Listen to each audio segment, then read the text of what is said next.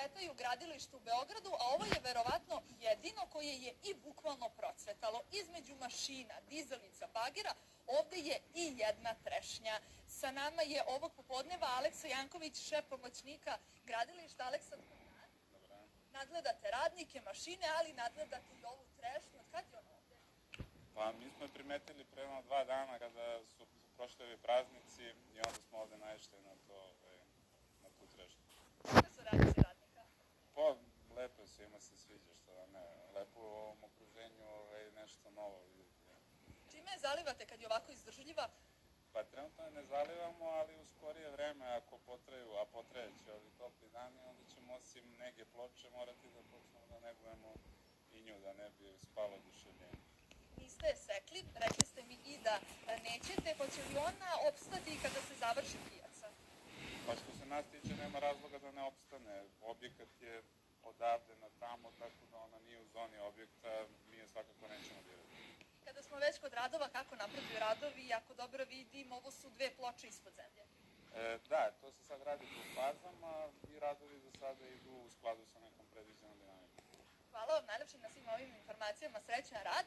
Da podsjetimo, radovi na izgradnji Palestinske pijace trebalo bi da budu završeni do sredine 2019. godine. Ako trešnja ovde opstane, a po svemu sudeći hoće, bit će ovo jedinstvena pijaca na kojoj se neće samo kupovati trešnje, već će moći i da se uberu.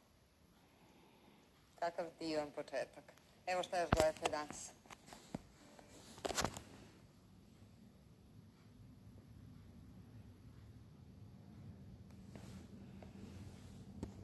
U ovoj porodičnoj vulkanizerskoj radionici dnevno se zameni oko 200 guma. Termini se zakazuju i popunjeni su u ovom trenutku za naredna 4 dana. Sa nama je ovog popodneva Zoran Milinović, vulkanizer. Dobar dan. Dobar dan. Kažete mi koliko imate posla? Pa ima jako puno posla ovih dana. Ljudi su svesni toga da ne treba da vode zimske gume leti, letnje zimi i to je to, znate. Rekli ste mi da su termini popunjeni narednih otprilike 4 dana. Ima li ipak izuzetaka? Ima. Mi uvek zaposlimo još po 1 ili 2 majstora, tako dodatno da možemo da prihvatimo one ljude koji su na putu sa malom decom, koji su stari, iznemogli, tako da. Imate dežurnog vulkanizera koji radi 24 sata, noću radi na poziv. Dešava li se da ovih dana ljudi noću zove i da traže da se zamene gume?